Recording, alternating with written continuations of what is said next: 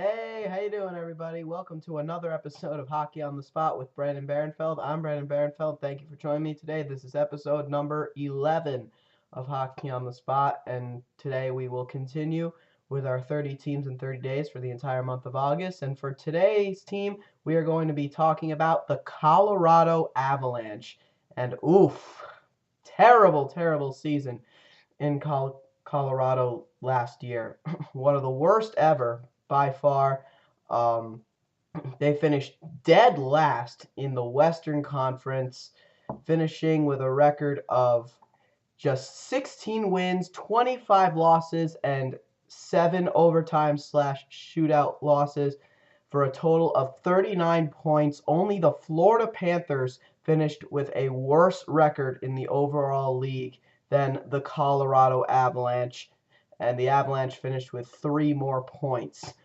So, rough year for the Avs. The third season in a row that they missed the playoffs, the most that they've missed the playoffs consecutively since moving from Quebec to Colorado. And this is the second time in 3 years, actually, in which they were among the worst teams in the Western Conference. But this time around, even though they didn't exactly finish as the worst team, they were lucky enough, however, to get themselves the first overall pick over the Florida Panthers, a pick which they would use to select Halifax Moosehead center Nathan MacKinnon. It was a very big shock when it was announced that they would not be going after defenseman Seth Jones, considering that they do need help on the blue line. They went after MacKinnon instead, and that we'll see if that becomes a mistake or not. But in the meantime, a lot of changes going on in Colorado. Head coach Joe Sacco was fired this offseason, and Patrick Waugh, former coach at the Canadian Hockey League level, will be taking over as head coach of the Avs. Former goaltender in the National Hockey League, one of the greatest all time, second all time in regular season wins, first all time in playoff wins. And another change as well. Joe Sakic would also join the front office of the Avs as the executive vice president. He was the one who would name Patrick Waugh head coach, as well as assistant general manager, which is a very, very, very strange title.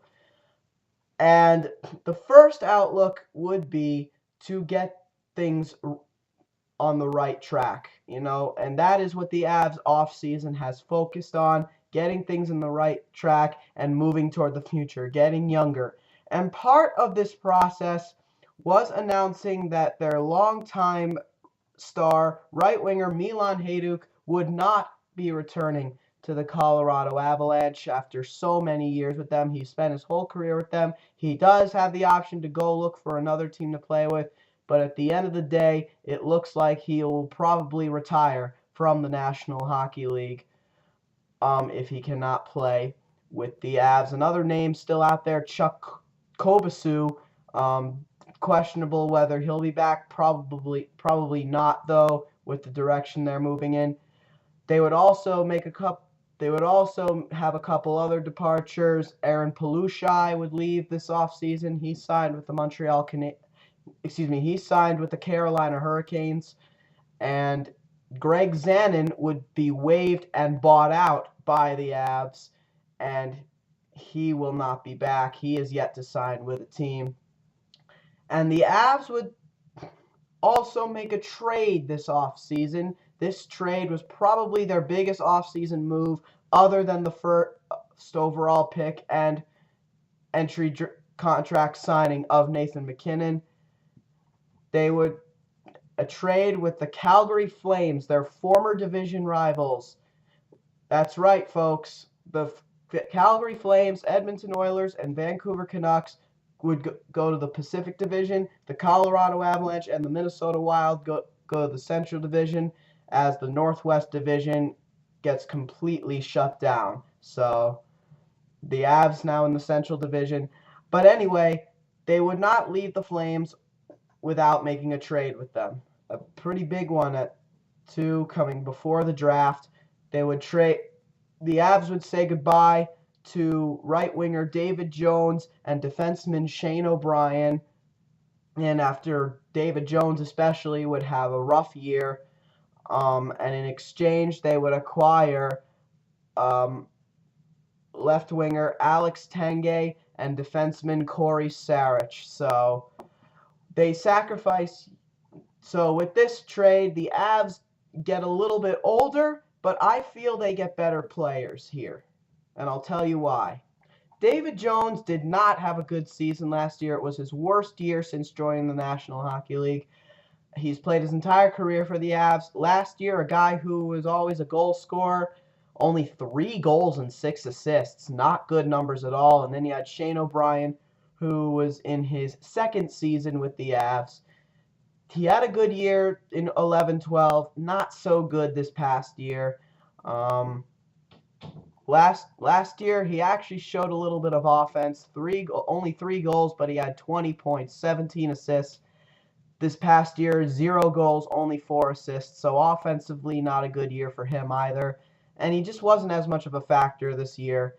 So they get rid of those guys. And in return, they get Corey Sarich, who's a big shutdown defenseman.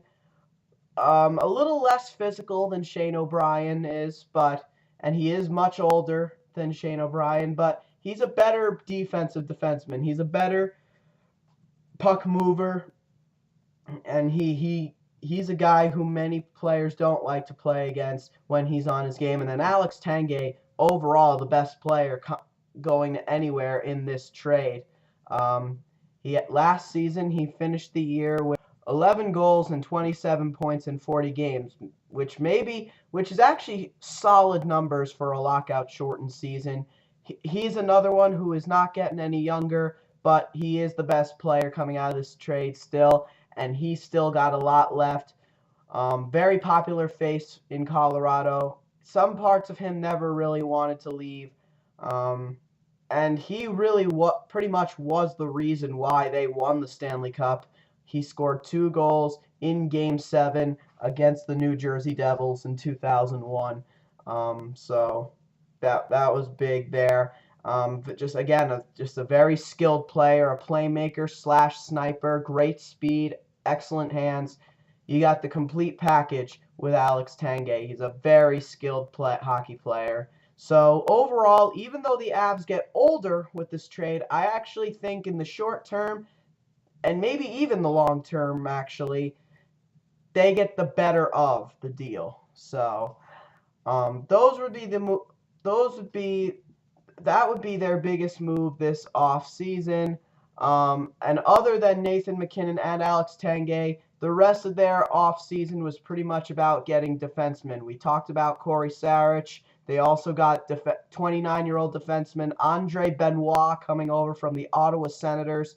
Had a very good year last year in his first full National Hockey League season. Played 5 playoff games. He had 3 goals and I think 10 points. And but he's more of a shutdown defenseman. At least to start the year, projected to be the 7th guy on defense for the Avs, but that could easily change if one of their guys is slumping. They also got Nick Holden from the Columbus Blue Jackets, more of an 8th defenseman, but add some depth on defense. And they also got Nate Gennin from the Anaheim Ducks. They're not pretty much their 9th defenseman. So they fill those areas pretty much. So for that aspect of the offseason, they haven't made any highlight reel moves, of course, with the exception of the trade we talked about. But they definitely, to me, made their team a tiny bit better with this, and they are going in the right direction. So, and look at their forwards. Now with Nathan MacKinnon on board and Alex Tanguay back, their forwards are absolutely stacked, which brings us the most valuable question probably this season. Which center moves to wing? They have 4 top 6 centers on their lineup. That includes Nathan MacKinnon. But they also got John Mitchell. So and John Mitchell is their fourth-line center. It is assumed, though, that Ryan O'Reilly will probably move to the wing. He's in the last year of his contract. So is Paul Stastny. Their futures in Colorado will definitely determine how well the team does this year and how well they as players do this year. But for my personal opinion, I definitely see Ryan O'Reilly probably playing on the second line on wing with Paul Stastny and Alex Tanguay. Some people think he'll play with Matt Duchene and Gabriel Landeskog, but I think he'll play with Stastny and Tanguay. P.A. Parento, I think, will play on the line with Matt Duchene and Gabriel Landeskog because both of those two, they were tied as the leading scorers for the Colorado Avalanche last season. P.A. Parento had an excellent first year in Colorado, and look to him for him to have another strong season. Probably one of the most underrated players in the National Hockey League today. The chemistry he developed with Duchene was brilliant. And he could probably get Gabriel Landeskog, their captain, going too, hoping that he doesn't have a rough season. And then also, at least to begin the year, I could see Nathan MacKinnon possibly playing on the line, on the third line with Steve Downey and Jamie McGinn. But that could easily change, say, if a guy like Paul Stastny has a bad year like he did last year. And then, of course, the fourth line, John Mitchell, Cody McLeod, and Mark Olver with Patrick Bordelou being the 13th guy. So they have absolutely no issues up front. Their forward core is absolutely stacked. Where the problems lie is on defense. Their defense, probably the reason why they didn't play so well last year. Jan Hejda, Eric Johnson, Ryan Wilson was not very healthy last year, but he is still a part of this team, and Matt Hunwick. Those are the only four defensemen remaining from last year's team. We mentioned Shane O'Brien is gone. He is replaced by Corey Sarich. Then now they also got Tyson Barrie, who could possibly play. Who could possibly play with Jan Hejda. Ryan Wilson and Eric Johnson will probably play together. Corey Sarich and Matt Hunwick will probably play together. And then again, Andre Benoit will probably be the seventh. But they also have a youngster in Stefan Elliott who could also break into the lineup. He has yet to really break out. They're looking for him to do that very soon. So it's definitely between him and Tyson Barrie. But at the same time, look for them to make a trade at some point in the season to trade away a defenseman, possibly, as they still look to get younger. So the defense still needs some work. I think it definitely looks better than last season, but not by much. And then, of course, you got the goaltenders, Semyon Varlamov, the starter, Jean-Sebastien Giguère as the backup. Both of them did not have very good seasons last year, but that could change because of another addition they made. Francois Allaire, Jiggy's former goaltending coach with the Anaheim Ducks, reunites with Jiggy in Colorado. And this is a guy who Jiggy gets along with very well. And I think Semyon Varlamov will also get along with him. Francois Allaire, I think, is going to be an excellent addition for the Colorado Avalanche. He is a great, great goaltending coach. Take it from a guy who paid close attention to the 2007 Stanley Cup Finals. But anyway, that's pretty much the main concern for the Avs this year. Who's going to play on defense and who is going to basically move to the wing, but most likely there has been talk that it might be Paul Stastny, but most likely it's going to be Ryan O'Reilly. And of course, how well are the goaltenders going to perform this year? To me, it really falls on the defense. And hopefully, the system that Patrick Waugh will hopefully bring to Colorado will work. That's the other big question because, as we all know, superstar NHL players don't normally make good coaches. How good a coach is Patrick Waugh going to be? We saw it with Wayne Gretzky in Phoenix. Hopefully, we won't see it with Waugh now. He proved to be a great coach at the junior level. Let's see if he can translate it to the NHL level. Now let's take a look at the Avs' top prospects. There's no question whatsoever that the Avs definitely have a pretty deep prospect pool. Not as deep as the Chicago Blackhawks, but definitely up there. Definitely up there. Definitely deeper than some of the teams in the Pacific Division, like the LA Kings, the San Jose Sharks, and the Edmonton Oilers. Probably around the level of the Vancouver Canucks, in my opinion, as far as how deep they are. Not as deep as the Flames or the Coyotes or the Ducks, though. So, but around that level, maybe a little deeper than the Canucks. But we're doing this division by division, technically, so they are not as deep as the Blackhawks, but they are close. But no question, between the two, the Avs definitely have the best prospect between the two teams in Nathan MacKinnon. He is definitely the highlight here. But outside of him, they also got Michael Scarbosa, a former Ontario Hockey League superstar for the Sudbury Wolves, Duncan Siemens, a former first-round pick in 2011, their second first-round pick after Gabriel Landeskog, Chris Bigras, who was drafted this year. Calvin Pickard is still there. He was formerly their top prospect. Sammy Itocalio, another guy. They have some really good prospects on here. Joey Hishin, another one. But I like Nathan MacKinnon a lot. I really do, and he is the top prospect. I'm not taking that away from him. But another guy on this list that really caught my attention after reading about him was probably their number 7 prospect, center Colin Smith. The reason why I like this kid, he was their 7th-round draft pick. A 7th-round draft pick at number 192 overall, so very low in the draft, and yet he put up superstar numbers for the Kamloops Blazers of the Western Hockey League. The season he got drafted, he puts up 30 goals and 85 points in 72 games. So in that sense, they knew they were taking a big risk by taking this kid this late.